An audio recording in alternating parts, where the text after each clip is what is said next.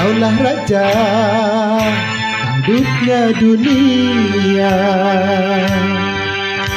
Namamu harum dan terkenal di mana-mana. Lagu-lagu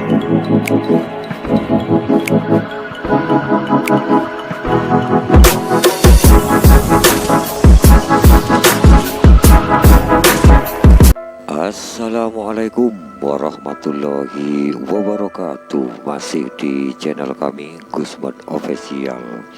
Kali ini Gusman Official sudah berada di gerbang atau pintu masuk utama, yaitu ke Stadion Kanjuruhan Kepanjen, sahabat sekalian. Edisi undangan khusus kali ini Gusman Official bersama beberapa saudara dari anggota jamaah rutinan Istiqomah Al Barokah mendapat undangan khusus, sahabat sekalian. Edisi persiapan dalam rangka untuk mendoakan sahabat sekalian acara kelancaran acara besok, insya Allah pada hari Selasa tanggal 7 Juni 2022 Arema FC akan berlaga atau akan menghadapi Rans Cilegon, sahabat sekalian, di Stadion Kanjuruhan Kepanjen pukul 21.30, sahabat sekalian. Maka kali ini Gusman Official mendapat undangan khusus yang sekian kalinya untuk mendoakan demi kelancaran pertandingan Arema melawan Rans Cilegon, sahabat sekalian. Maka Gusman Official dan para saudara dari jamaah Istiqomah Al Barokah sudah berada di depan pos keamanan Stadion Kanjuruhan Kepanjen untuk persiapan berangkat ke tempat ritual atau ke dalam stadion sana, sahabat sekalian. Maka tonton video ini selengkapnya, jangan di skip agar tidak penasaran dan gagal paham. Jika bermanfaat jangan lupa dibantu subscribe, like, share, dan komen agar Gusman Official semakin lebih giat membuat berbagai macam video terbaru dan terunik yang sekiranya bisa diambil pelajarannya. Wah, ini Gusman Official dan para saudara jamaah Istiqomah Al Barokah berangkat, sahabat sekalian, ke dalam Stadion Kanjuruhan. Maka inilah suasana di Stadion Kanjuruhan Kepanjen Senin tanggal 6 Juni 2022. Gelap, sahabat sekalian, karena malam begitu ya, nggak tahu ini jam berapa, atau mungkin insya Allah kurang lebih ini menandakan jam jam 12 malam, sahabat sekalian ini. Adapun daftar hadir untuk acara undangan khusus atau ritual khusus, wah ini 1 kami sendiri Gusman Official, 2 Mas Rizky Al Barokah, 3 Mas Freddy dari Manir, 4 Bapak Hendra dari Tempur Kemiri, 5 oleh Bapak Jumain dari Perembangan, dan 6 putranya Mas Adam dari Perembangan Turet, sahabat sekalian. Maka inilah suasana di dalam stadion, suasana malam, sahabat sekalian, untuk persiapan besok ya. Arema FC akan berhadapan dengan Rans Cilegon, sahabat sekalian. Ini adapun susunan acara yaitu 1 pembacaan arwah yang akan dipimpin langsung oleh Gusman Official. Beliau adalah penerus jamaah rutinan Istighosa Al Barokah Ganjaran Gondang Legi, sahabat sekalian. Kemudian dua zikir akan dipimpin oleh Mas Rizky Al Barokah. Beliau adalah putra Gusmat Official yang pertama, sahabat sekalian. Kemudian penutup doa amin oleh Mas Rizky Al Barokah, sahabat sekalian. Hari ini Senin tanggal 6 Juni 2022, edisi undangan khusus Gusmat Official bersama beberapa para saudara dari jamaah Istighosa Al Barokah Ganjaran Gondang Legi, sahabat sekalian, dalam rangka untuk mendoakan kelancaran acara pertandingan besok hari Selasa tanggal 7 Juni 2022, Arema FC melawan Rans Cilegon pukul 21.30 WIB atau malam, live di Stadion Kanjuruhan Kepanjen. Tonton video ini sampai selesai, sahabat sedap. Jangan lupa dibantu subscribe, like, share, and comment gratis, sahabat sedap. Maka Gusmat Official dan jamaah Istighosa Al Barokah itu tidak 1, 2, atau 3 kali, sahabat sekalian. Jika ada acara event ataupun acara besar begitu ya, diundang atau mendapat undangan khusus di stadion dan sekitarnya, sahabat sekalian. Berikut ini adalah renungan mengenai 6 manfaat mendoakan orang lain. Salah satu bentuk komunikasi kita sebagai umat muslim dengan Allah Subhanahu wa Ta'ala adalah dengan cara berdoa. Biasanya kita berdoa kepada Allah Subhanahu wa Ta'ala untuk memohon atau meminta hal-hal baik untuk diri kita sendiri. Tetapi ternyata jika kita menyelipkan doa-doa terbaik untuk orang lain, maka itu juga akan mendatangkan banyak manfaat untuk diri kita sendiri.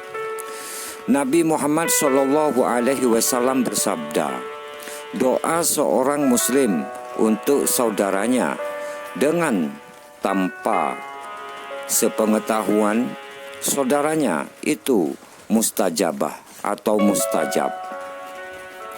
Di atas kepala orang itu ada malaikat yang mencatatnya.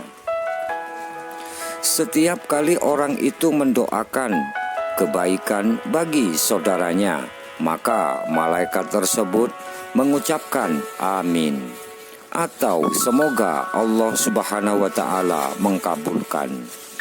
Dan untukmu juga seperti itu. Hadis riwayat Muslim. Berikut ini adalah ulasan mengenai 6 manfaat mendoakan orang lain versi Ustadz Muhammad Slamet Safi, Mulazamah Iqomi Al Barokah. 1. Hidup jadi lebih bermakna. Hidup di dunia ini hanya sebentar. Untuk itu jangan buang-buang waktu dan manfaatkan waktu yang tersisa dengan menghiasinya dengan perbuatan bermakna. Salah satunya dengan mendoakan orang lain. Ketahuilah, mendoakan orang lain di sini membuat hidup jauh lebih bermanfaat ketimbang sibuk menyerapahi atau membuka aib buruk orang lain. Dengan mendoakan orang lain, hati pun menjadi sejuk dan tenang karena kamu berupaya untuk menjadi pribadi yang positif. Dua, punya energi positif. Saat kamu mau meluangkan waktu untuk mendoakan orang lain, maka kamu akan memperoleh banyak manfaat dalam hidupmu. Salah satunya, kamu akan mendapatkan energi positif yang membuatmu bersemangat dalam menjalani hari.